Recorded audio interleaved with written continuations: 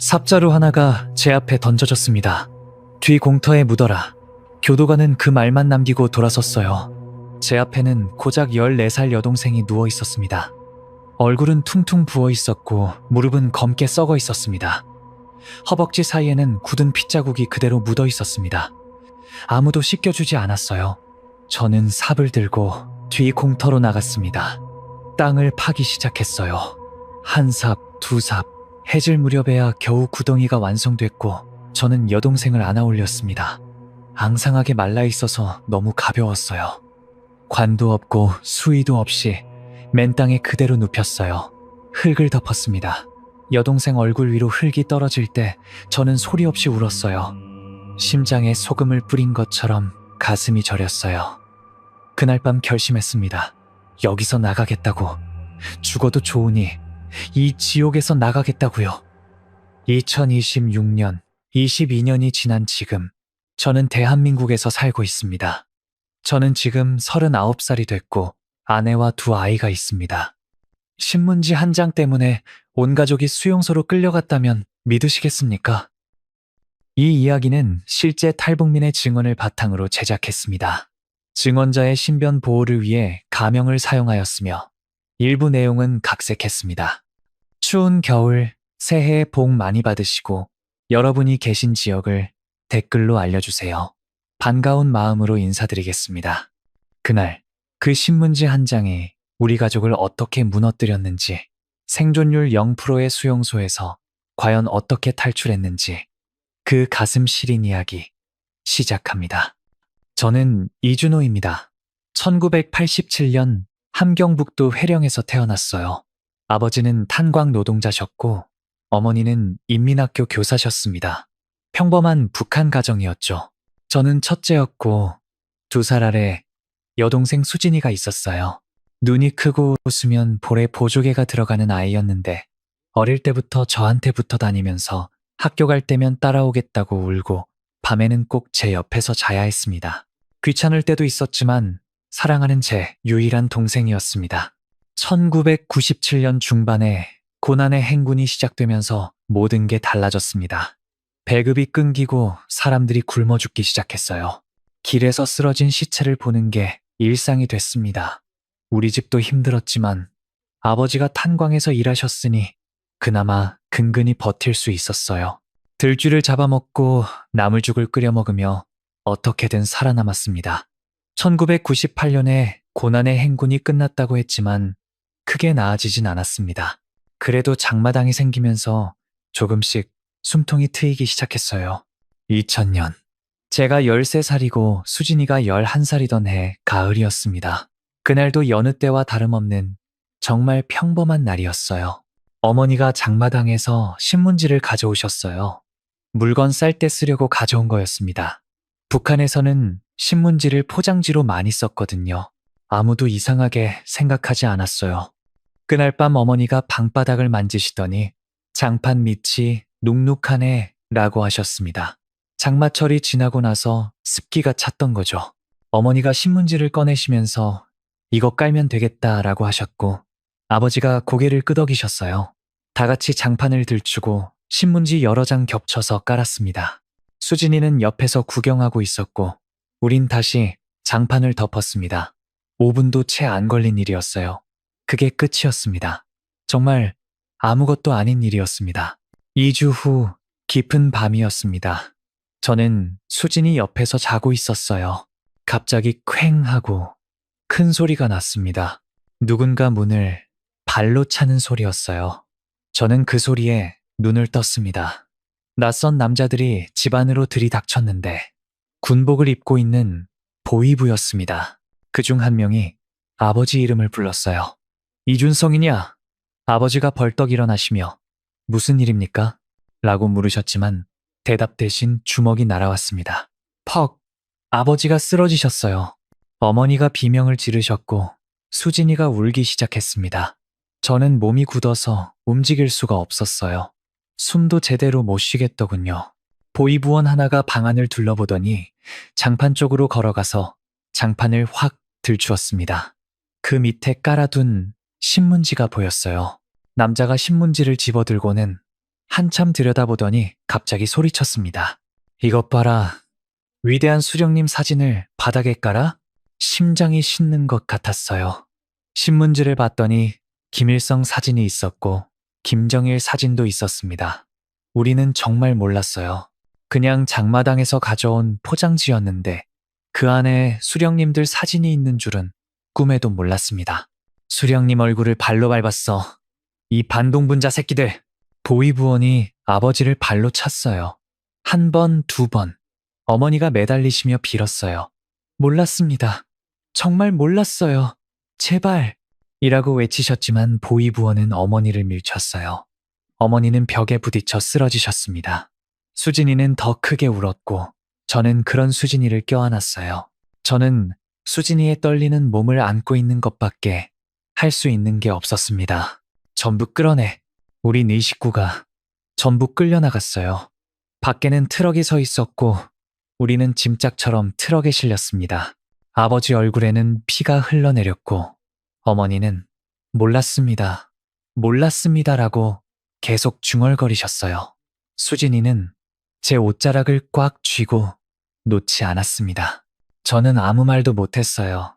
무슨 일인지 이해가 안 됐거든요. 신문지였습니다. 습기 차서 깔아둔 신문지 몇 장 때문에 한밤중에 끌려가고 있었습니다. 말이 안 됐어요. 하지만 북한에서는 말이 안 되는 일이 매일 일어났어요. 트럭은 출발했고 어디로 가는지 아무도 알려주지 않은 채 밤새 달렸습니다. 덜컹거리는 트럭 바닥에서 저는 수진이를 안고 있었습니다. 수진이가 떨면서 조용히 물었어요. 오빠, 우리 어디가? 뭐라고 대답해야 할지 몰라서 괜찮아. 금방 집에 갈 거야. 라고 안심시켰습니다. 수진이가 고개를 끄덕이고 제 품에 얼굴을 묻었어요. 저는 수진이 머리를 쓰다듬었지만 제 손은 계속 떨고 있었습니다. 저는 고작 13살이었지만 우리 가족이 집에 돌아갈 수 없다는 걸 저도 알고 있었습니다. 날이 밝을 때쯤 트럭이 멈췄어요. 문이 열렸습니다. 눈앞에는 거대한 철조망이 펼쳐져 있었고 겹겹이 쳐진 철조망 너머로 회색 건물들이 늘어서 있었습니다. 요덕 정치범수용소, 제15호 관리소라고 적혀 있었습니다. 심장이 쿵 내려앉았습니다. 비록 어렸지만 정치범 수용소가 뭔지는 알았거든요. 한번 들어가면 못 나오는 곳, 살아서는 나오지 못하는 곳. 요덕 수용소는 함경북도 요덕군에 있는 현존하는 세계 최다 인원의 구금시설 중 하나입니다. 한국인들도 낯설지 않은 수용소입니다. 대한항공 칼기 폭파 사건의 범인인 김현희가 공작 중 자살에 실패하고 대한민국으로 귀순하자 김정일은 여자는 요물이라는 독설과 함께 김현희의 가족들을 모두 이 요덕 수용소로 보내버린 사건은 유명합니다.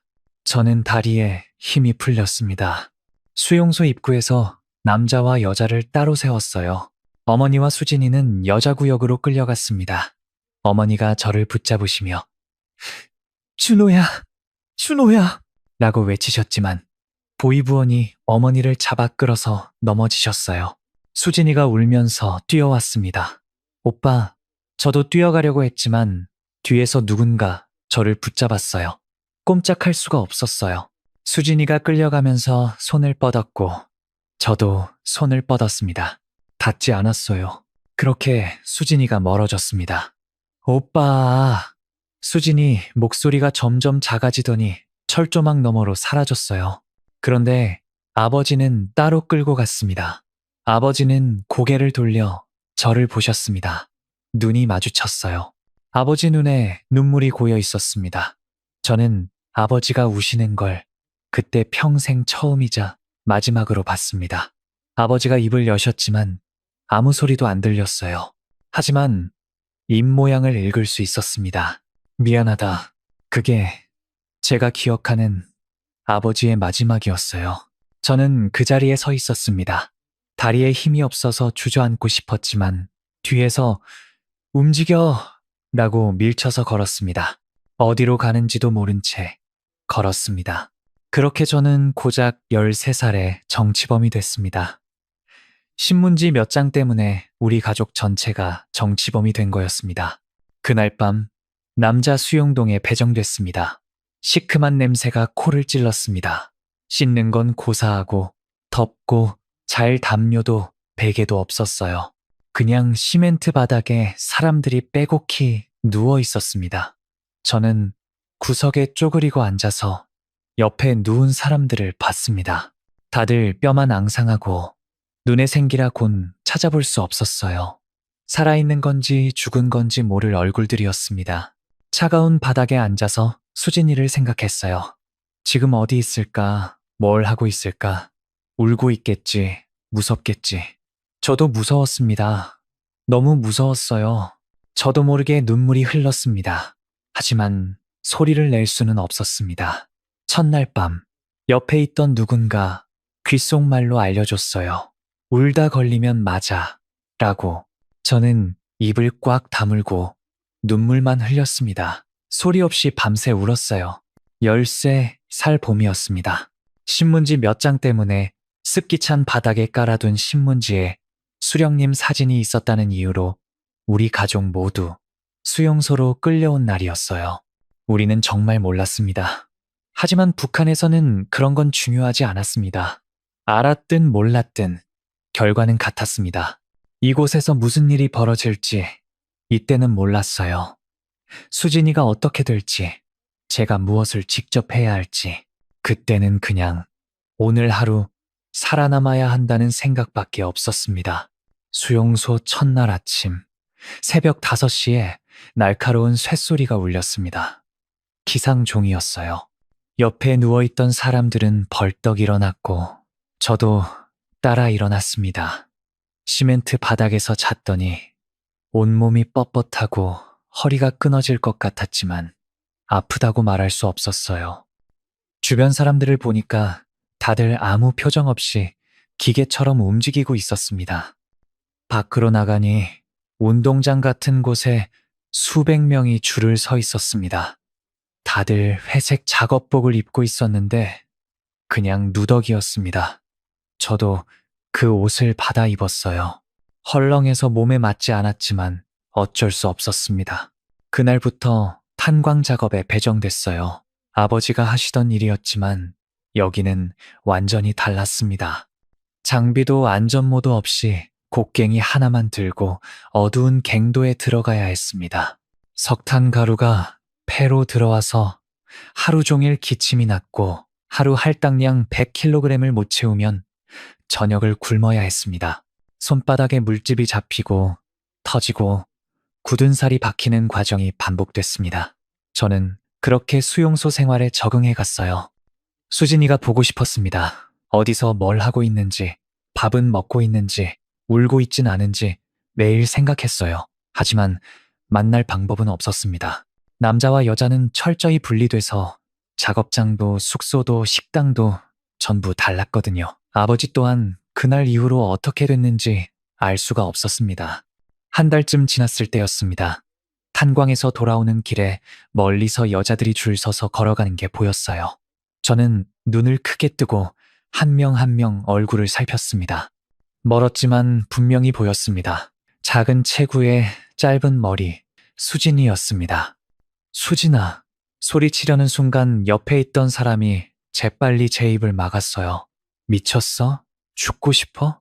저는 입을 다물었습니다. 교도관이 이쪽을 힐끗 봤지만 다행히 못 들은 것 같았습니다. 수진이는 저를 못 보고 고개를 숙인 채 그냥 걸어갔습니다. 멀어지는 수진이 뒷모습을 보면서 가슴이 찢어지는 것 같았어요. 그 후로 저는 기회가 있을 때마다 여자 구역 쪽을 살폈습니다. 3개월쯤 지났을 때 드디어 기회가 왔어요. 수용소 안에 있는 밭에서 감자를 캐는 야외 작업이 있었는데 저는 밭 한쪽에서 일하다가 반대쪽에서 여자들이 오는 걸 봤습니다. 수진이가 있었어요. 고개를 들었다가 저를 발견했는지 눈이 마주쳤습니다. 수진이 눈이 커지고 입이 벌어졌어요. 저도 뭔가 말하고 싶었지만 교도관이 근처에 있어서 그냥 고개만 살짝 끄덕였습니다. 수진이도 고개를 끄덕였어요. 그게 전부였지만 그것만으로도 눈물이 날 것 같았습니다. 살아있구나. 수진이가 살아있구나. 그 후로 한 2달에 한 번씩 감자밭이나 옥수수밭에서 일할 때 수진이를 볼 수 있었어요. 말은 못하고 멀리서 눈만 마주치는 게 전부였지만 그게 저를 버티게 했습니다. 수진이가 살아있다는 것, 그게 제가 버틸 수 있는 이유가 됐어요. 그렇게 1년이 지났습니다. 저는 14살이 됐고 수진이는 12살이 됐어요. 생일을 챙기지 못했고 축하해 줄 사람도 없었습니다. 그냥 하루하루 살아남는 게 전부였어요. 몸은 점점 말라가서 키는 안 크고 뼈만 남았고 손은 굳은 살 투성이에 입에서는 검은 피가래가 나왔습니다. 그해 가을 옥수수 수확 작업이 있던 날이었어요. 저는 여느 때처럼 여자들 사이에서 수진이를 찾았습니다. 그런데 보이지 않았어요. 눈 씻고 찾았지만 수진이는 없었습니다. 혹시 아픈가 싶어서 하루 종일 걱정됐습니다. 다음 작업 때도 그 다음에도 수진이는 없었습니다. 일주일이 지나도 안 보였어요. 무슨 일이 생긴 게 분명했지만 저는 알 방법이 없었습니다. 밤마다 잠이 오지 않았습니다. 그렇게 2주가 지난 어느 날 멀리 여자들 사이에 수진이가 보였습니다. 하지만 걷는 게 뭔가 이상했어요. 절뚝거리면서 제대로 걷질 못했어요. 저는 눈을 비비고 다시 봤습니다. 수진이가 맞았어요. 그런데 얼굴 한쪽이 시퍼렇게 멍들어 있었고 입술이 터져 있었으며 한쪽 눈은 부어서 거의 감겨 있었습니다. 누군가한테 심하게 맞은 게 분명했어요. 가슴이 철렁 내려앉았습니다. 하지만 그게 끝이 아니었어요. 수진이가 절뚝거리며 천천히 걸었는데 무릎 부분이 검게 변색돼 있었습니다. 멀리서 봐도 뭔가 심각하게 잘못된 게 보였어요. 그리고 눈에 들어온 게 있었습니다. 수진이 허벅지 안쪽이 검붉은 게 묻어 있었어요. 굳은 핏자국이었습니다. 그 순간 무슨 일이 있었는지 알았습니다. 12살짜리한테 도대체 무슨 짓을 한 건지. 머릿속이 하얘지면서 귀에서 이명이 들렸어요. 눈앞이 빙글빙글 돌았고 구역질이 났습니다. 다리에 힘이 풀려서 그 자리에 주저앉았어요. 수진이가 고개를 들어 저를 봤습니다. 눈이 마주쳤어요. 수진이 눈에 눈물이 고인 채 저를 보고 살짝 웃었습니다. 그리고 입술이 살짝 움직였어요. 소리는 안 들렸지만 알 수 있었어요. 오빠, 그 한마디에 심장이 찢어지는 것 같았어요. 저는 뛰어가서 수진이를 안아주고 싶었습니다. 울고 싶었고 소리 지르고 싶었어요. 하지만 움직일 수 없었습니다. 교도관이 쳐다보고 있었거든요. 움직이면 저도 끌려갈 거였어요. 그냥 서 있었습니다. 아무것도 못하고 서서 수진이가 절뚝거리며 멀어지는 걸 바라만 봤어요. 그날 밤 저는 처음으로 하늘을 원망했습니다. 왜 우리한테 이러는 거냐고, 신문지 몇 장 때문에 왜 이렇게까지 해야 하냐고. 그 후로 수진이 상태는 계속 나빠졌어요. 작업장에서 볼 때마다 더 야위어 있었고 걸음은 더 느려졌습니다. 무릎은 점점 더 심해졌어요. 나중에 들은 얘긴데 쇠꼬챙이 같은 걸로 무릎 관절을 쑤셨다고 합니다. 사람이 어떻게 12살 여자아이에게 그렇게까지 할 수 있는지 저는 모르겠어요. 그냥 재미로 그랬을까요? 아니면 다른 이유가 있었을까요? 사람이 어떻게 이렇게 잔인할 수 있는 걸까요? 수진이 무릎은 그렇게 썩어가고 있었습니다. 3개월이 더 지났어요. 저는 14살이었고 수진이는 13살이 됐어야 했습니다. 하지만 수진이는 점점 더 작아지고 있었어요. 살은 온데 간데 없고 뼈만 남았습니다. 예전엔 웃을 때 보조개가 참 예쁜 아이였는데 지금 수진이 볼은 움푹 파여서 힘없이 눈만 뜨고 있었습니다. 그러던 어느 날 작업 중에 수진이가 쓰러지는 게 멀리서 보였어요. 수진이가 걷다가 갑자기 무릎이 꺾이더니 앞으로 쓰러졌는데 일어나지 못했습니다. 교도관은 다가가서 신경질적으로 발로 찼어요. 수진이는 움직이지 않았습니다. 교도관이 한 번 더 찼는데도 여전히 움직이지 않았어요. 저는 뛰어가려고 했습니다. 옆에 있던 사람이 저를 붙잡았어요. 뿌리치려고 했지만 힘이 없었습니다. 저는 교도관 2명이 수진이 팔을 잡고 개처럼 끌고 가는 걸 보고 있을 수밖에 없었어요. 수진이 다리가 땅에 끌리면서 축 늘어져 있었습니다. 그날 밤 제발 살아있어만 달라고 기도했습니다. 제발 살아만 있어 달라고. 한숨도 못 잤어요. 수진이가 어떻게 됐을까? 살아있을까? 죽은 걸까? 알 수가 없었고 물어볼 곳도 없어서 그냥 기다릴 수밖에 없었습니다. 다음 날 아침 점호의 교도관이 저를 불렀어요. 이준호, 따라와. 심장이 쿵 내려앉았습니다. 무슨 일인지 모른 채 교도관을 따라갔어요. 도착한 곳은 작은 건물이었습니다. 문을 열고 들어가니 안에 뭔가가 누워 있었어요. 처음엔 뭔지 몰랐습니다. 가까이 다가갔어요. 수진이가 바닥에 누워 있었어요. 눈을 감고 있었고 가슴이 오르락내리락 하지 않았습니다. 숨을 안 쉬고 있었어요. 수진이가 죽었습니다. 저는 그냥 멍하니 서 있었습니다. 눈물도 나오지 않았습니다. 그냥 천천히 다가가서 수진이 얼굴을 봤어요. 이상하게 평화로워 보였습니다. 고통스러운 표정이 아니라 잠든 것 같았어요. 12살도 안 된 웃을 때 보조개가 예쁜 수진이가 조용히 눈을 감고 차갑게 식어 있었습니다. 교도관이 뒤에서 말했습니다. 네 동생이라며 네가 묻어라. 그러더니 뭔가를 던졌어요. 바닥에 철컥 소리가 났습니다. 낡은 삽자루였어요. 원래는 구덩이에서 태우는데 특별히 뒤 공터에 구덩이 파고 묻어 해지기 전에 끝내. 교도관은 그 말만 남기고 나가버렸습니다. 특별히 라고 했습니다. 저는 한참 동안 움직이지 못하고 수진이 얼굴만 봤어요. 부은 얼굴, 터진 입술, 멍든 눈, 검게 썩어가는 무릎과 허벅지 사이에 굳어있는 핏자국. 아무도 씻겨주지 않은 채 이 상태로 12살 수진이가 버려졌습니다. 수진이 손을 잡았어요. 차갑고 딱딱했습니다. 예전에 따뜻하던 손이었는데, 제 손을 꼭 잡던 손이었는데 이제는 차갑고 딱딱했습니다. 수진아. 목이 막혀 소리가 나오지 않았습니다. 수진아. 오빠야. 오빠가 늦어서 미안해. 오빠가 지켜주지 못해서 미안해. 눈물이 쏟아졌습니다. 멈출 수가 없었어요. 얼마나 울었는지 모릅니다. 정신을 차려보니 해가 기울기 시작하고 있었어요. 교도관 말이 떠올랐습니다. 해지기 전에 끝내라고 했어요. 저는 삽을 집어들고 밖으로 나갔습니다. 수용소 뒤 공터는 아무것도 없는 빈 땅이었습니다. 저는 땅을 파기 시작했어요. 땅은 딱딱했습니다. 아직 봄이라 땅속이 얼어 있어서 삽이 잘 안 들어갔어요. 온 힘을 다해 내리쳤습니다. 하염없이 눈물이 흘리며 한 삽, 두 삽 내리찍었습니다. 해질 무렵 겨우 사람 하나 들어갈 정도의 얕은 구덩이를 팠습니다. 저는 건물로 돌아가서 수진이를 안아 올렸어요. 뼈밖에 안 남아서 너무 가벼웠습니다. 예전에 업어줄 때와는 비교도 안 됐어요. 수진이를 안고 공터로 가서 구덩이 앞에 섰어요. 수진이 얼굴을 내려다봤습니다. 눈을 감고 있었어요. 평화로워 보였습니다. 더 이상 아프지도 맞지도 고통받지도 않을 거였어요. 수진아, 이제 편히 쉬어.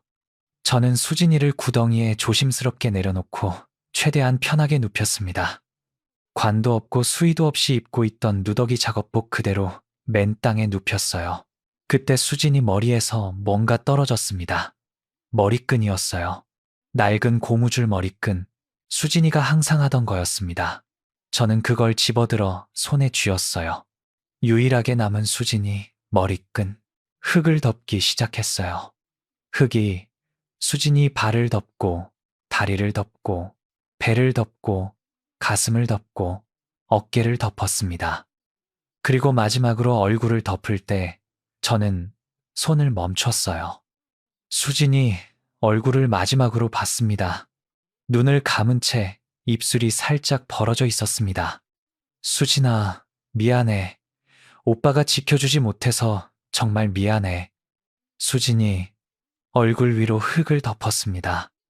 다 덮고 나서 저는 그 자리에 주저앉아 하늘을 봤습니다. 별이 뜨고 있었어요.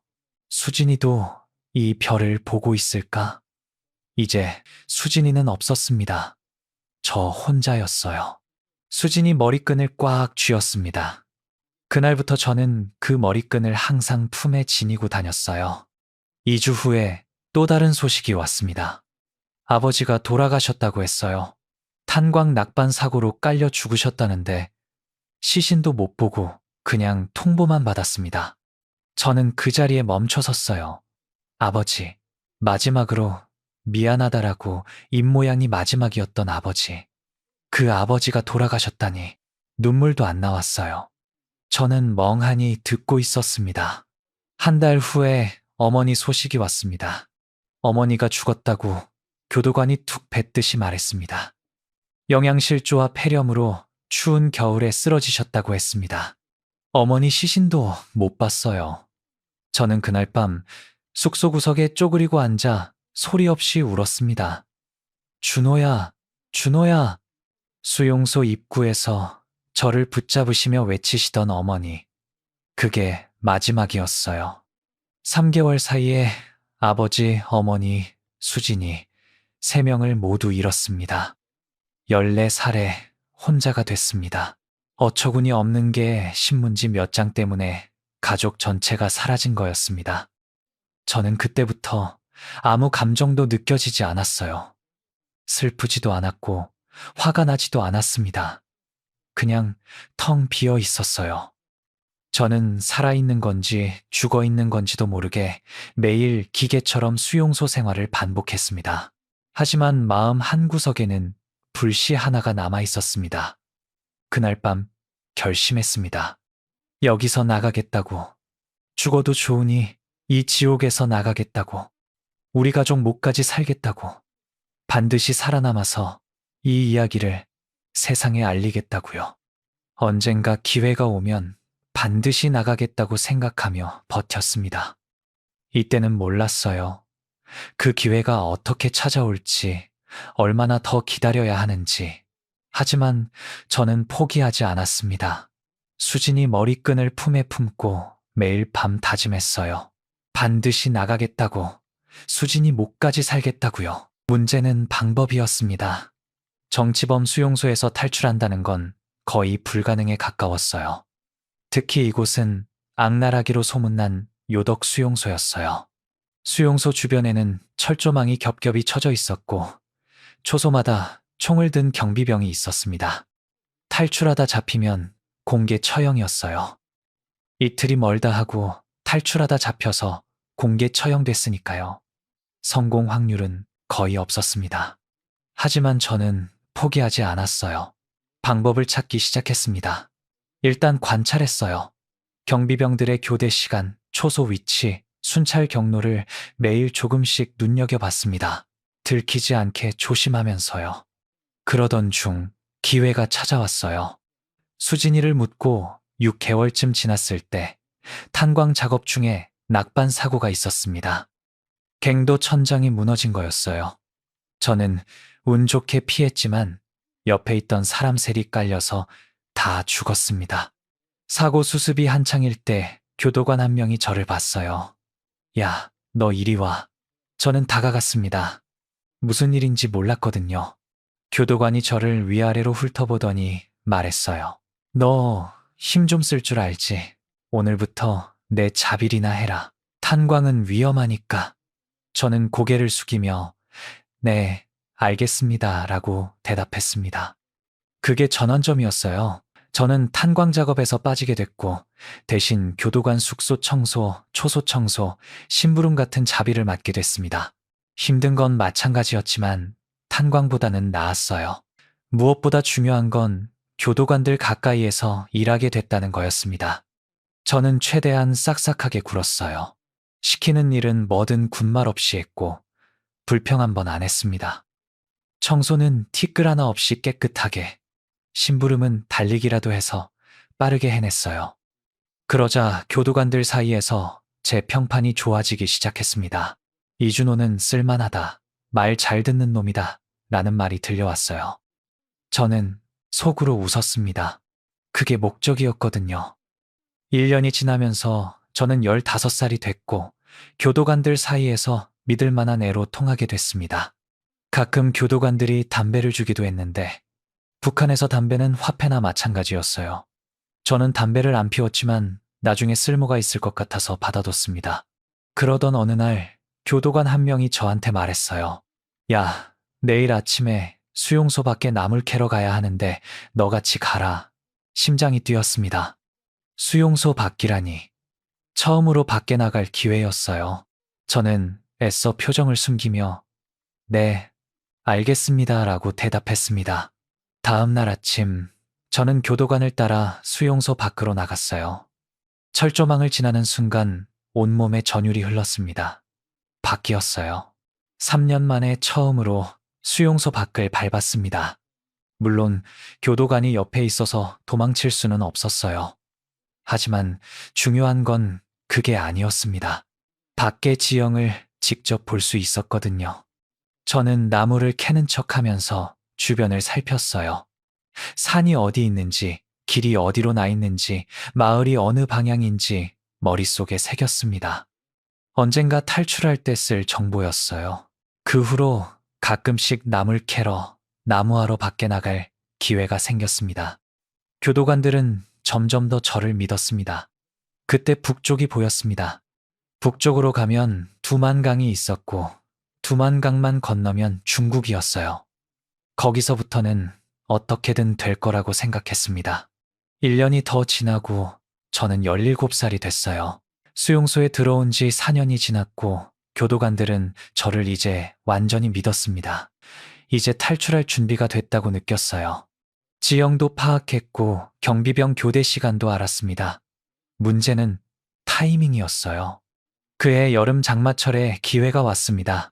비가 며칠째 쏟아져서 수용소 안이 질퍽거렸고 경비병들도 지쳐 있었습니다. 비 오는 날 밤에는 순찰이 느슨해졌어요. 아무도 비 맞으며 돌아다니고 싶지 않았으니까요. 저는 비가 억수같이 쏟아지는 오늘 밤으로 정했습니다. 자정쯤 숙소에서 슬그머니 빠져나왔습니다. 심장이 미친 듯이 뛰었고 손이 떨렸어요. 하지만 멈출 수 없었습니다. 이 기회를 놓치면 다음은 없을 것 같았습니다. 나가기 전에 품속의 수진이 머리끈을 꽉 쥐었어요. 수진아, 오빠 간다. 네 목까지 살아남을게. 빗속을 걸었습니다. 앞이 안 보였지만 괜찮았어요. 경비병들도 못 보니까요. 저는 미리 파악해둔 경로를 따라 움직이면서 초소와 초소 사이 사각지대를 지났습니다. 심장이 터질 것 같았고 발소리가 들릴까봐 숨도 제대로 못 쉬었어요. 첫 번째 철조망이 보였습니다. 저는 미리 숨겨둔 철사 절단기를 꺼냈어요. 교도관 숙소 청소할 때 몰래 훔친 거였습니다. 손이 떨렸지만 한 가닥, 두 가닥, 세 가닥 철사를 잘랐어요. 작은 구멍이 나서 몸을 밀어 넣었어요. 옷이 찢어지고 살이 긁혔지만 상관없었습니다. 첫 번째 철조망을 넘었지만 끝이 아니었어요. 두 번째 철조망은 낡아서 듬성듬성 구멍이 난 곳이 많아서 쉽게 통과할 수 있었습니다. 문제는 세 번째 철조망이었습니다. 세 번째 철조망은 코앞에 전류가 흘러서 옷깃만 스쳐도 감전돼서 죽습니다. 더구나 지금은 비가 억수같이 쏟아지고 있었어요. 교도관들 심부름할 때 받았던 담요를 사용해서 넘을 작정이었습니다. 담요로 고압 전류가 흐르는 철조망을 감싸서 절단기로 철조망을 끊을 생각이었어요. 그런데 비가 문제였습니다. 하지만 멈출 수는 없었습니다. 담요를 철조망에 댔습니다. 천천히 손을 짚었습니다. 다행히 전기는 흐르지 않았어요. 담요에 감싸서 하나씩 철조망을 잘랐어요. 그때 물에 젖은 담요가 떨어졌습니다. 철조망을 손으로 잡고 말았는데 다행히 전기가 흐리지 않았어요. 북한에는 전기 공급이 원활하지 않았어요. 왠지 모르겠는데 그 순간 철조망에는 전류가 흐르지 않았어요. 저는 재빠르게 철조망을 끊어냈습니다. 손에 피가 났어요. 철사에 긁힌 거였습니다. 아팠지만 느낄 여유가 없었어요. 그렇게 마지막 철조망을 넘는 순간 뒤에서 거기 누구야? 라는 소리가 들렸습니다. 경비병에게 발각됐습니다. 심장이 닿는 것 같았어요. 생각할 틈도 없이 저는 뛰었습니다. 탕탕, 탕, 총소리가 울렸어요. 귀 옆으로 뭔가가 스쳤습니다. 총알이었어요. 저는 멈추지 않고 숲으로 뛰어들었습니다. 나무 사이로 뛰면서 가지에 얼굴이 할퀴어졌지만 상관없었어요. 총소리가 계속 났지만 저는 미친 듯이 앞만 보고 뛰었습니다. 비가 쏟아지고 있었고 어둠 속에서 저를 찾기 힘들었을 거예요. 저는 멈추지 않고 계속 뛰었습니다. 얼마를 뛰었는지 모릅니다. 1시간인지 2시간인지 다리가 풀려서 더 이상 뛸 수가 없었어요. 나무 뒤에 숨어서 숨을 헐떡였습니다. 심장이 터질 것 같았어요. 귀를 기울였더니 총소리도 발소리도 들리지 않았습니다. 따돌린 것 같았어요. 비가 계속 내려서 온몸이 젖었고 추웠습니다. 하지만 멈출 수 없었어요. 날이 밝으면 수색대가 풀릴 거였거든요. 조금 쉬었다가 다시 움직였습니다. 새벽이 되자 비가 그쳤어요. 저는 북쪽을 향해 걷기 시작했습니다. 두만강을 향해서요. 낮에는 풀숲에 숨고 밤에만 움직였어요. 먹을 건 없었습니다. 봄에 돋아난 뭐든 입에 넣고 씹었습니다. 어떻게든 살아야 했습니다. 둘째 날 밤에 개구리를 잡았습니다. 수용소에서 들쥐 잡던 경험이 있어서 개구리 잡는 건 어렵지 않았어요.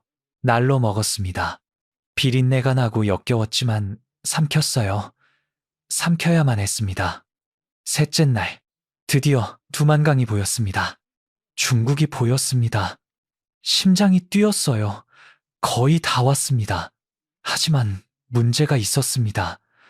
강변에는 중무장한 경비병이 있었어요. 낮에는 건널 수 없다고 생각하고 풀숲에 숨어서 밤을 기다렸어요. 해가 지기를 기다리면서 배가 고프고 목이 말랐지만 움직일 수 없었습니다. 들키면 끝이니까요. 밤이 됐어요. 달이 없는 어두운 밤이었습니다. 저는 강변으로 조심스럽게 내려갔어요. 경비병 초소에서 떨어진 곳을 골라 물에 발을 담갔습니다. 차가웠어요.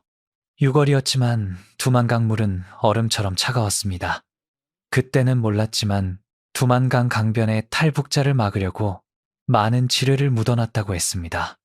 하지만 그때 저는 아무것도 몰랐습니다. 지금 생각해보면 하늘이 도왔다고 생각합니다.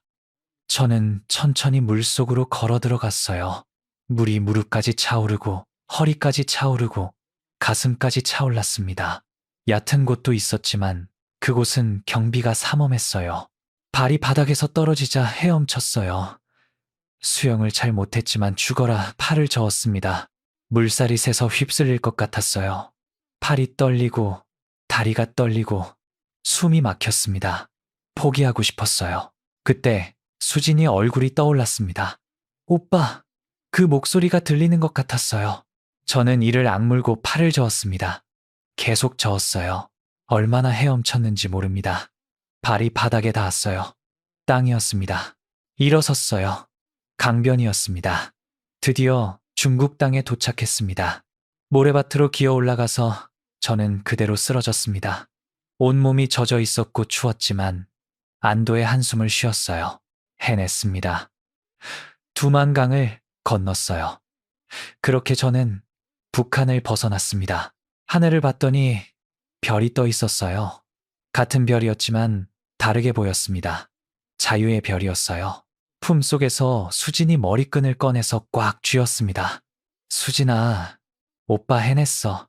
네 목까지 살아남을게. 하지만 끝이 아니었어요. 중국에 도착했다고 안전한 게 아니었습니다.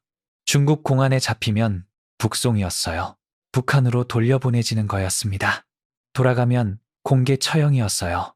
저는 일어나서 다시 움직이기 시작했습니다. 중국 땅을 걸으면서 어디로 가야 하는지 몰랐어요. 그냥 사람이 없는 곳으로 가서 산으로 들어갔습니다. 낮에는 숨고 밤에만 움직이면서 사흘을 보냈어요. 풀을 뜯어먹고 개구리를 잡아먹고 물을 마시며 버텼습니다. 나흘째 작은 마을이 보였어요. 배가 너무 고파서 더 이상 버틸 수가 없었습니다. 위험하다는 걸 알았지만 마을로 내려가서 집 한 채 문을 두드렸어요. 문이 열리자 50대쯤 보이는 여자가 나왔습니다.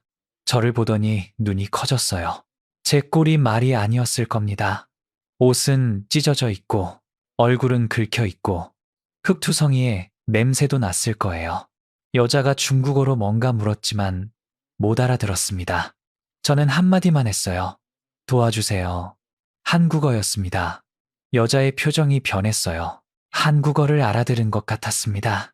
여자가 주변을 둘러보고는 서둘러 저를 안으로 데리고 들어가 문을 닫았어요.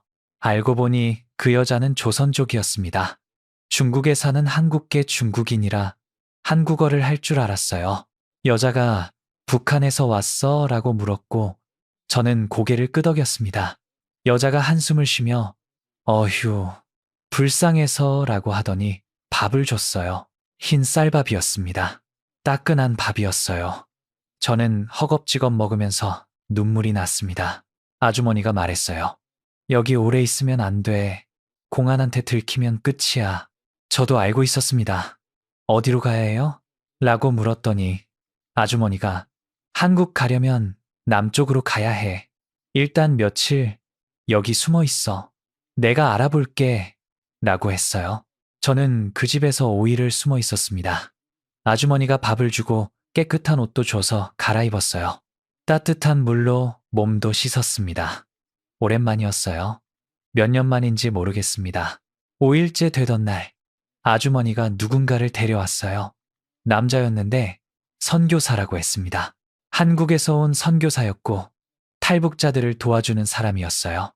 선교사가 저를 보며 수용소에서 왔다고 들었어요. 맞아요? 라고 물었고 저는 고개를 끄덕였습니다. 선교사가 한숨을 쉬며 고생 많았겠네요. 이제 걱정 마세요. 한국까지 제가 데려다 줄게요. 라고 했어요.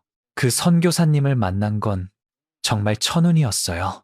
만약 친절한 조선족 아주머니와 선교사님을 만나지 못했다면 저는 아마 중국에서 굶어 죽었거나 북한으로 끌려갔을 거예요. 그날부터 긴 여정이 시작됐습니다. 선교사님을 따라 중국을 횡단했어요. 기차도 타고 버스도 타고 며칠씩 걷기도 했습니다. 공안 검문이 있으면 숨었고 며칠씩 한 곳에 머물기도 했어요. 중국을 통과하는 데만 한 달이 걸렸습니다. 그렇게 저는 선교사님을 따라서 중국 남쪽 국경을 넘어 라오스로 들어갔다가 거기서 다시 태국으로 향했습니다. 태국의 한국 대사관에 가서 한국으로 가고 싶다고 말할 작정이었어요. 대한민국 대사관에 들어가면 한국으로 갈 수 있다고 선교사님이 말씀해 주셨어요. 태국 국경을 넘는 날 밤, 정글을 걸었어요. 앞이 안 보이는 캄캄한 밤, 뱀이나 벌레에 물리는 건 괜찮았어요. 다만 잡혀서 다시 북한에 끌려갈까봐 계속 긴장하며 정글을 걸었습니다. 다행히 새벽에 태국 땅을 밟았습니다. 거기서 차를 타고 방콕으로 무사히 갔습니다. 그렇게 드디어 한국 대사관 앞에 도착했어요. 심장이 뛰었습니다. 제가 여기까지 왔습니다. 정말 여기까지 온 거예요. 그때였어요. 한국 대사관 옆에서 검은 정장을 입은 남자들 2명이 저에게 빠르게 다가왔어요. 확실하지 않았지만 태국 북한 대사관에 근무하는 북한 요원들 같았어요. 선교사님은 내가 막아볼 테니 너는 빨리 대사관으로 뛰어. 알겠지? 라고 말하고 그 남자들에게 뛰어들었어요. 대답할 새도 없이 저는 미친 듯이 한국 대사관으로 뛰었어요. 지금 잡히면 죽는다. 그 생각에 온 힘을 다해 뛰었습니다. 한국 대사관이 코앞이었어요. 그때 검은 정장을 입은 덩치 큰 남자가 저를 막아섰어요. 저는 어떻게 해야 할지 몰라서 서 있었는데 그때 옆에서 선교사님이 그 남자를 밀쳐냈어요. 한국 대사관이 보였습니다. 저는 대사관을 지키는 분께 말했어요. 저는 북한에서 온 탈북자입니다. 한국에 가고 싶습니다. 직원이 상황을 빠르게 살피고 저를 안으로 들여보내줬습니다. 그 순간 다리에 힘이 풀려서 주저앉았어요. 울었습니다. 소리내서 울었어요. 처음으로 맘껏 울었습니다. 수용소에서는 소리내면 안 됐고 탈출할 때도 울면 안 됐고 지금 마지막에 잡힐까봐 졸였던 마음이 한순간에 울음으로 터져나왔어요. 하지만 이젠 괜찮았어요. 여기는 안전했습니다. 조금 있다가 북한 대사관 요원과 몸싸움을 하던 선교사님도 무사히 한국 대사관 안으로 들어오셨어요. 감사합니다, 선교사님. 정말 감사합니다. 그랬더니 선교사님은 대사관 앞에서 이런 일이 아주 가끔씩 있어요. 그래서 틈틈이 운동을 했어요. 라며 웃으셨어요. 너무 감사한 분이셨습니다. 품속에서 수진이 머리끈을 꺼냈어요. 낡고 해진 고무줄이었지만 저한테는 세상에서 가장 소중한 거였습니다. 수진아, 오빠 왔어. 오빠 해냈어. 수용소를 탈출한 지 2달이 지나 여기까지 왔습니다. 17살이었어요. 가족은 다 죽고 혼자 살아남았지만 살아 있었습니다. 이제 한국으로 가는 일만 남았습니다. 태국 대사관에서 2주를 보냈습니다. 신원 확인 절차가 있었어요. 저는 차분하게 기다렸습니다. 안전한 곳에 있었으니까요. 매일 따뜻한 밥에 반찬으로 밥을 먹었어요. 매일 배불리 먹을 수 있다는 게 신기했어요. 2주 후에 비행기를 탔습니다. 난생 처음 타보는 비행기였어요. 하늘을 날고 있었습니다. 밖을 봤더니 구름이 아래 있었어요. 세상이 이렇게 넓은 줄이야. 수용소에서는 철조망 사이로 보이는 네모난 하늘이 전부였는데 여기서 보는 하늘은 끝이 없었습니다. 서울 인천공항에 도착했습니다. 비행기에서 내리니까 공항이 너무 컸어요. 사람들이 많았고 다들 바쁘게 움직였습니다. 불빛이 번쩍이고 간판에 글씨가 빼곡했어요. 한꺼번에 너무 많은 게 들어와서 어지러웠습니다. 저는 국정원 조사실에서 조사를 받았어요. 간첩이 아닌지 확인하는 거였어요. 저는 물어보는 대로 다 대답했습니다. 조사관이 제 이야기를 들으면서 고개를 저었어요. 요덕 수용소에서 탈출했다고요? 정치범 수용소에서? 저는 고개를 끄덕였습니다. 조사관이 한숨을 쉬며 대단하네요. 거기서 살아나온 사람이 많지 않은데 라고 했어요. 저는 아무 말 하지 않았습니다. 대단한 게 아니었어요. 그냥 살고 싶었던 거였습니다. 수진이 목까지 살아야 했으니까요. 조사가 끝나고 하나원이라는 곳에 갔습니다. 탈북민들이 남한 생활을 배우는 교육시설. 3개월 동안 한국 사회, 취업, 생활 방식에 대해 배웠습니다. 처음에는 다 낯설었지만 저는 금방 익혔습니다. 은행, 신용카드, 인터넷 하나하나 모두 배웠습니다. 하나원을 나와 정부에서 준 정착금으로 서울에 작은 방을 얻었어요. 많지는 않았지만 저 혼자 시작하기에는 충분했어요. 드디어 남한에 정착했습니다. 대한민국 국민이 된 거예요. 밤마다 수용소 꿈을 꿨어요. 수진이가 끌려가는 꿈, 삽으로 땅을 파는 꿈, 철조망을 넘다가 총에 맞는 꿈. 땀에 젖어서 벌떡 일어나면 심장이 터질 것 같았어요. 시간이 지나면 나아질 거라고 했지만 얼마나 걸릴지 몰랐습니다. 그렇게 한국에 적응하면서 2년이 지났습니다. 갑자기 탈북민 지원센터에서 연락이 왔어요. 고등학교 검정고시를 보라는 권유였죠. 올해 나이 19살. 정규 고등학교 과정을 마치지 못한 사람들을 위해 국가가 시행하는 시험이 있는데 그게 바로 검정고시였죠. 저는 대학을 가보고 싶었어요. 하지만 저는 중학교도 제대로 못 나왔거든요.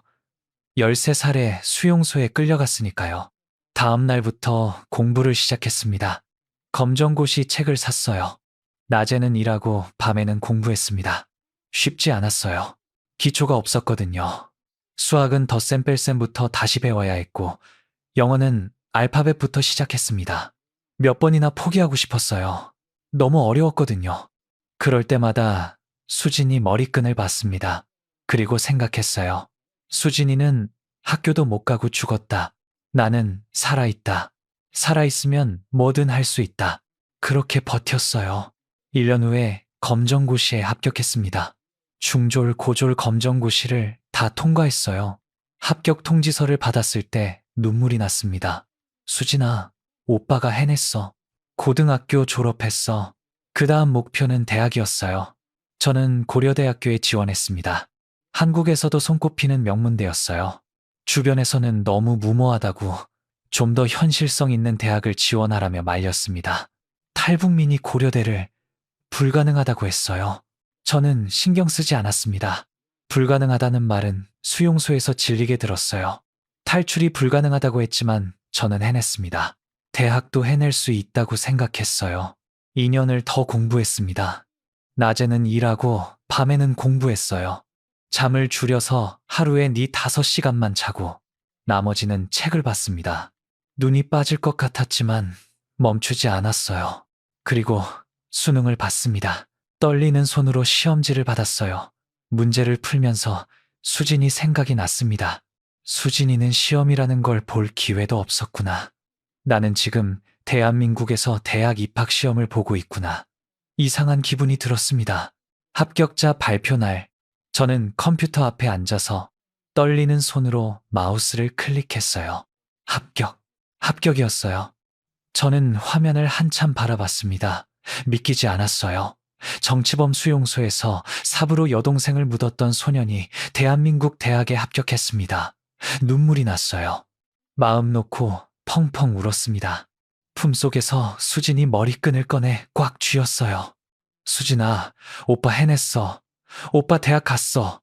창밖을 봤더니 북쪽 하늘이 보였습니다.